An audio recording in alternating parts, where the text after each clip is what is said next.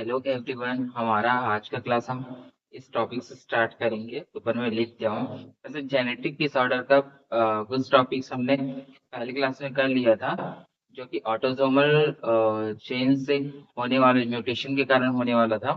और आज जो हम करने वाले हैं वो ऑटोसोमल और सेक्स क्रोमोसोम्स दोनों में जो नंबरिंग के कारण जो क्रोमोसोम्स के नंबर्स रहते हैं उनमें एक्स्ट्रा या फिर कम होने के कारण जो होता है उसके कारण हम पढ़ने वाले हैं आज जो डिसऑर्डर है वो।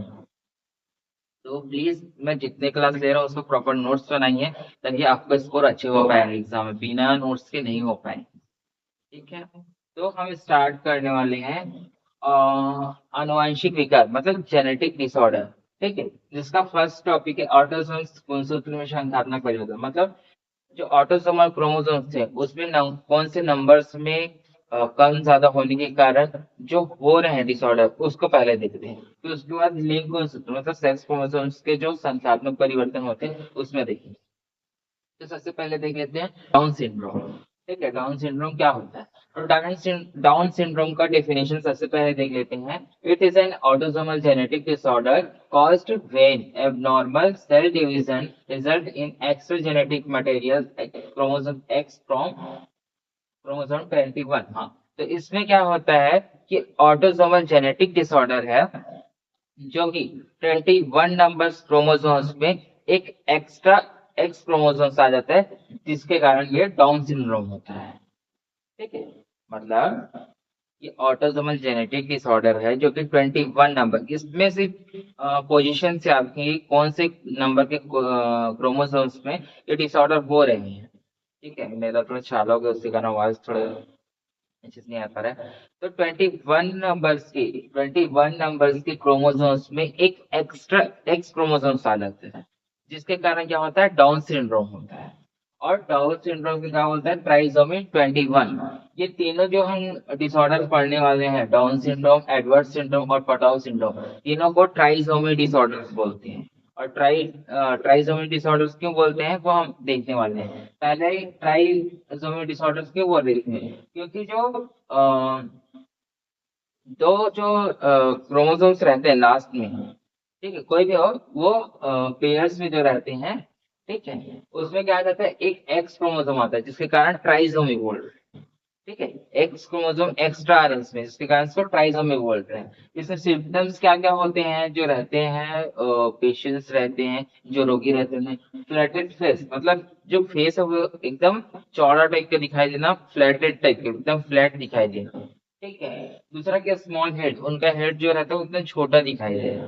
तीसरा शॉर्ट नेक, उनकी जो नेक रहती है वो एकदम शॉर्ट हो जाती है, मतलब छोटा होना, मतलब एकदम चिपका हुआ नेक, इतना ऐसा नेक दिखाई दो, एकदम ऐसा ऐसा हो जाता है शॉर्ट नेक। ठीक है, उसका ओपन माउथ एंड प्रोट्रूडिंग टंग, मतलब माउथ जो है वो ओपन, हमेशा मुंह जो है खुला टाइप का दिखाई देना, या फिर जीभ बाहर निकला रहना। ठीक है, प्रोट्रूडिंग मतलब बाहर निकला रहना, जीभ जो है वो बाहर निकला हुआ दिखाई देता है। स्टार्टिंग आइज, आइज जो है ऐसा खींचा हुआ दिखाई देना, जैसा चाइनीज लोग का रहता है वैसे आइज जो है खींचा हुआ दिखाई देना। शॉर्ट हैंड, हाथ जो है वो छोटे छोटे रहना। उसके बाद पुअर मेंटल एबिलिटीज, जो उनकी मानसिक जो क्षमता रहती है, एबिलिटीज जो रहती है वो कम होना, आईक्यू लेवल उनका कम होना, ये है डाउन सिंड्रोम। ठीक है, मेनली पोजीशन याद रखिएगा 21 नंबर्स के क्रोमोसोम्स में एक एक्स्ट्रा एक्स क्रोमोसोम्स आ जाता है, जिसके कारण क्या होता है डाउन सिंड्रोम होता है। और इसको ट्राइसोमी 21 बोलते हैं, इसीलिए 21 नंबर हमारे इसीलिए। एडवर्ड सिंड्रोम क्या होता है? It is an autosomal chromosomes abnormalities due to the presence of an extra copy of chromosomes X on 18th chromosomes, also known as trisomy 18। मतलब क्या बोला जा रहा है इसमें? उसमें 21 नंबर में था, तो इसमें क्या कितने नंबर में था? 18th नंबर में एक एक्स क्रोमोसोम एक्स्ट्रा हो जाता है, एक्स्ट्रा कॉपी होता है। ये सब किस टाइम से होता है? जब सेल डिवीजन होता है उस टाइम में ये जो गड़बड़ी रहता है वो इसी टाइम में होता है। ठीक है, एक एक्स क्रोमोसोम 18th नंबर में आ जाता है, जिसके कारण क्या बोलते हैं ट्राइसोमी 18। वैसे ही पटाउ सिंड्रोम जो रहते हैं उसमें क्या होते हैं? It is an autosomal same to same ना, ये भी सेम ऑटोसोमल ही डिसऑर्डर्स है, ऑटोसोमल जेनेटिक डिसऑर्डर्स है, जिसमें क्या होता है 13 नंबर क्रोमोसोम्स में एक्स्ट्रा कॉपी हो जाता है एक्स क्रोमोसोम्स का। ठीक है, एक्स्ट्रा हो जाता है कॉपी क्रोमोसोम्स का, किसमें 13 नंबर क्रोमोसोम्स। ठीक है, अभी तक हम पढ़े 21 और 18 और 13, ये सब क्या है, ऑटोसोमस है। ठीक है, ऑटोसोमस है, ये सभी ऑटोसोमस क्रोमोसोम है जिसमें हो रहा है। ठीक है, इसीलिए इसको ऑटोसोमल वाले में लिया गया है। तो इसको बोला जा रहा है ट्राइसोमी 13। ठीक है, सभी ट्राइसोमी वाले हैं क्योंकि एक एक एक्स क्रोमोसोम्स एक्स्ट्रा हो रहे हैं, बस पोजीशन के कारण उनका नाम चेंज किया गया है। ये ट्राइसोमी 21, ये ट्राइसोमी 18 और ये ट्राइसोमी 13। ठीक है, ये काफी इजी है, आप पोजीशन बस याद रखिएगा। तो ये वाला कवर हो गया। अब देखते हैं जो सेक्स क्रोमोसोम्स में होता है, लिंग गुणसूत्र में जो संख्यात्मक परिवर्तन होता है, नंबरिंग जो होता है क्रोमोसोम्स का, उसके कारण क्या क्या होते हैं। तो ये शॉर्ट में ज्यादातर आते हैं ये क्वेश्चन, तो इसीलिए इतना छोटा छोटा लिखा हूँ, बाकी आप इसको थोड़ा सा पढ़ा आगे भी लिख सकते हैं। इंग्लिश में और ज्यादा छोटा लिखते हैं, हिंदी में आप और बड़ा कर सकते हैं। तो क्लीनेफेल्टर सिंड्रोम क्या होता है वो देखते हैं। तो क्लीनेफेल्टर सिंड्रोम मेनली मेल में होता है और टर्नर सिंड्रोम फीमेल में होता है, ये याद रखिएगा ना। तो क्लीनेफेल्टर सिंड्रोम में क्या होता है, mail with क्लीनेफेल्टर syndromes have an extra x chromosomes. तो क्या बोला जा रहा है, जो इसमें मेल जो रहता है, ठीक है, मेल में होता है, उसमें क्या होता है, एक्स क्रोमोसोम्स एक्स्ट्रा हो जाता है, एक्स क्रोमोसोम एक्स्ट्रा हो जाता है। अब आप जब पढ़े थे मनुष्य में लिंग निर्धारण के समय, तब आप क्या देखे थे कि मेल में क्या होता है, एक्स वाई क्रोमोसोम्स होता है, और फीमेल में जो रहता है वो एक्स एक्स रहता है।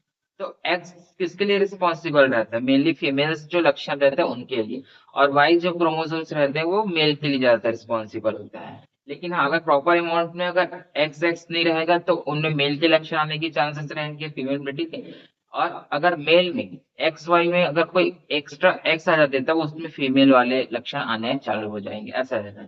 तो इसमें क्या है, मेनली एक्स वाई रहता है, उसकी जगह एक्स्ट्रा एक्स आ रहा है, तो वो किसके लक्षण को दिखाएगा, मेनली फीमेल्स के लक्षण को दिखाएगा। तो इसमें क्या होता है, मेल्स में जो रहता है वो एक्स्ट्रा एक्स क्रोमोसोम्स होता है। तो ये जो 44 जो क्रोमोसोम्स रहता है, उसके बाद क्या हो जाता है, एक्स्ट्रा एक्स वाई में एक्स्ट्रा एक्स क्रोमोसोम आने से 47 क्रोमोसोम हो जाते हैं। ठीक है, 47 क्रोमोसोम्स हो जाते हैं। 46 रहता है हमारा normal chromosome, but extra x chromosome आने से ये 47 हो जाता है। ठीक है, तो इसमें सिम्टम्स क्या दिखाते हैं, टॉल स्ट्रक्चर, मतलब लंबा दिखाई देते हैं। जो रोगी रहते हैं वो स्लाइटली फेमिनाइज्ड फिजिक, उनका जो फिजिकल स्ट्रक्चर रहता है वो फीमेल जैसा दिखाई देता है। Tendency to loss chest hair.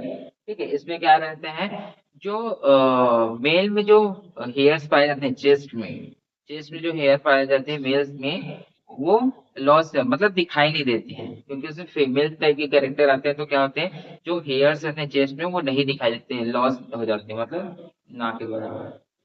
Poor beard growth, मतलब उनमें जो बियर्ड ग्रोथ होना चाहिए जो मेल के जैसा, वो नहीं दिखाई देता है। ठीक है, जो बियर्ड जो रहते हैं, जो दाढ़ी रहते हैं, वो ग्रोथ नहीं कर पाते हैं। ब्रेस्ट डेवलपमेंट, उनका जो ब्रेस्ट रहता है वो डेवलपमेंट, मतलब फीमेल के समान उनका ब्रेस्ट दिखाई देता है।